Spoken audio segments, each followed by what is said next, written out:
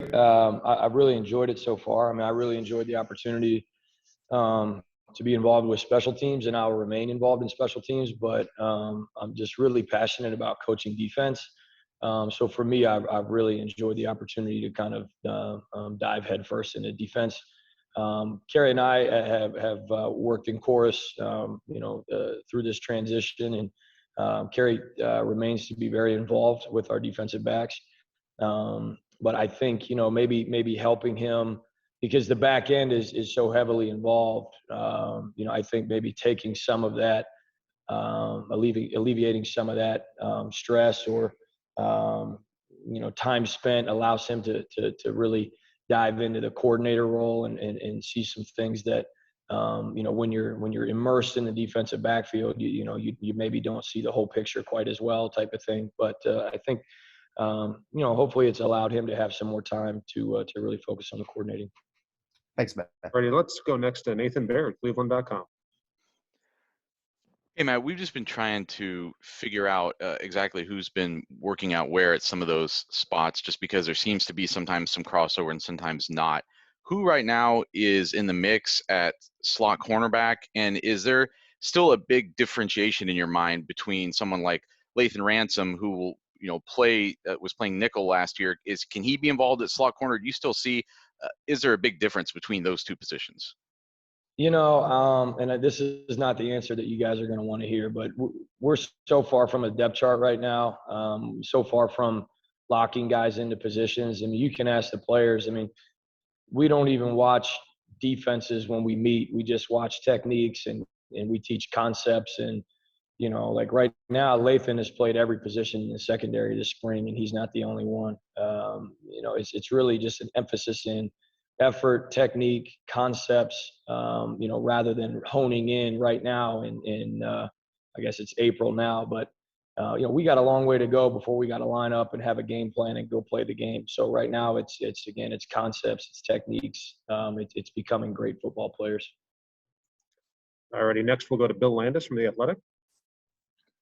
Hey, Matt. I guess along those same lines, like where has Cam Martinez been working? Like he seems like a guy's a skill set that can move around to a bunch of spots too. Just what are his strengths right now, and what do you like? What do you like from what you've seen from him? Well, I'll tell you this about Cam Martinez: you can't sit in a meeting without hearing great things about him right now. Whether that's strength and conditioning, our nutritionist brags about him, our training staff brags about him. I just 5 minutes ago walked out of a special teams meeting where Coach Fleming was bragging on how well he's done in special teams. Cam has really, really put his head down and gone to work since this past season ended, and he's got to be one of the most improved guys so far that we've seen. He's played inside, he's played outside. He'll play true safety for us. Again, we're really just diving into techniques and concepts right now. All right, we'll go next to Bill Rabinowitz, Columbus. Hi, Matt. Bill? You have everyone has a different personality than Kerry, I guess. He's just so kind of electric out there. You have a more, I think, understated style. How does that? How would you compare your style? And is that kind of a weird thing to know that the guy that you're, I don't want to say replacing, because he's obviously still there, has a very different style? And how would you describe your style with the players? Well, let me brag on Kerry's style for a minute, man. I admire his energy. I admire, he sees everything in practice. He's all over it. He's unbelievable. He does a fantastic job. And I'm with you. I'm probably a bit more reserved. I'm a little bit more animated maybe on the practice field. But I think we work really well together. I think we play off of each other. You asked about my style. My style is more matter of fact.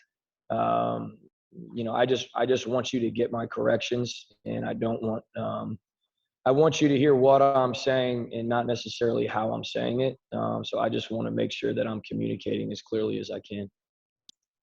All righty, next up, we'll go to Patrick Murphy. Patrick. Hey, Matt. One of the things Ryan made very clear to us was continuity with promoting you and promoting Parker. He talked about the special teams and keeping language all the same. I'm just curious how you have gone about that and what that process has been like from your perspective after we kind of heard Ryan harp on it a little bit early on in the spring. Yeah, and I wish you guys could have just been in our special teams meeting. It was elite. It was one of the best meetings I've ever been in. I think Parker Fleming is an outstanding football coach. I don't think he's good. I don't think he's great. I think he's elite. And that's kind of been something that maybe is a little bit different that we do here. That 2 years ago I really tried to emphasize, and it's just kind of gain momentum and gain momentum and gain momentum. And Parker's really taken it and run with it. It's sort of just learning football through the kicking game. It's not punt, it's not punt block, it's not kickoff, it's not kickoff return. It's football.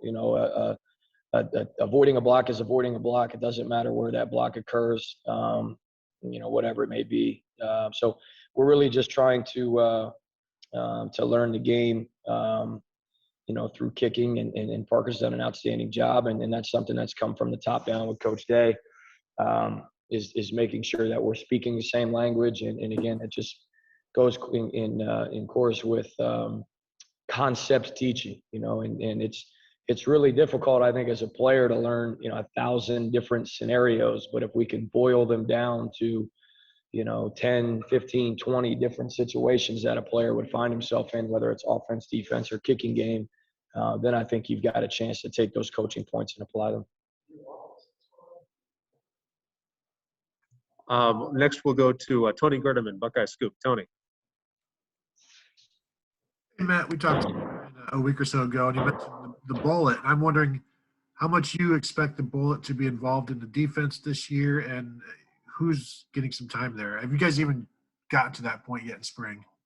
Yeah, Tony, great question. We're sort of working through it.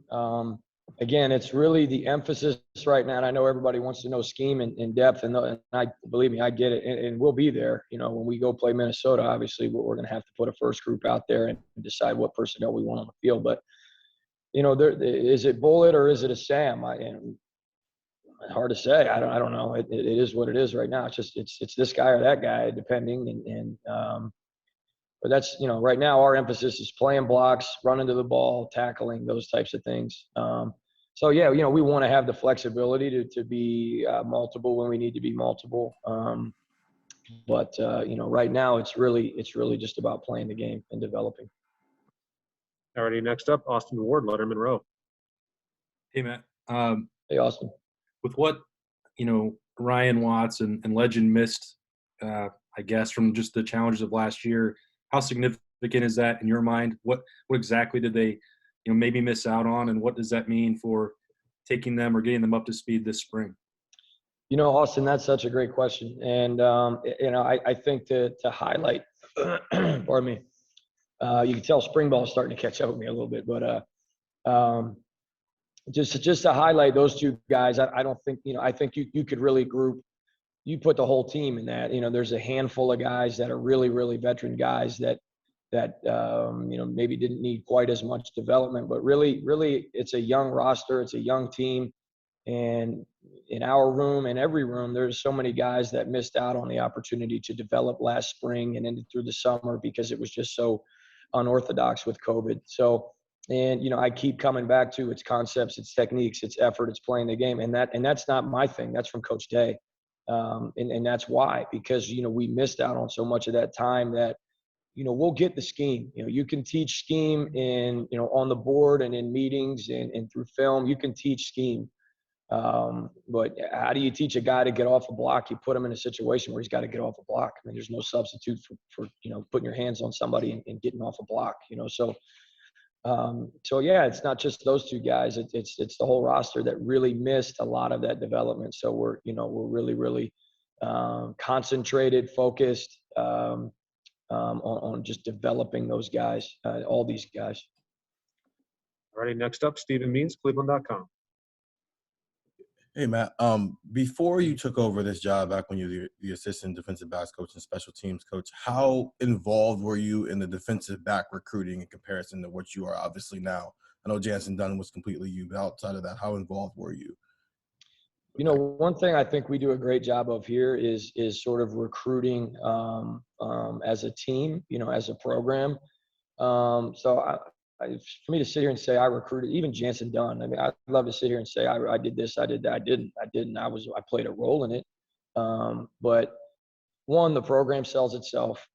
Two, if you sit down on the couch with Coach Day and have a conversation, you would want to be a Buckeye as well. He's an unbelievable human being. Again, the place sells itself.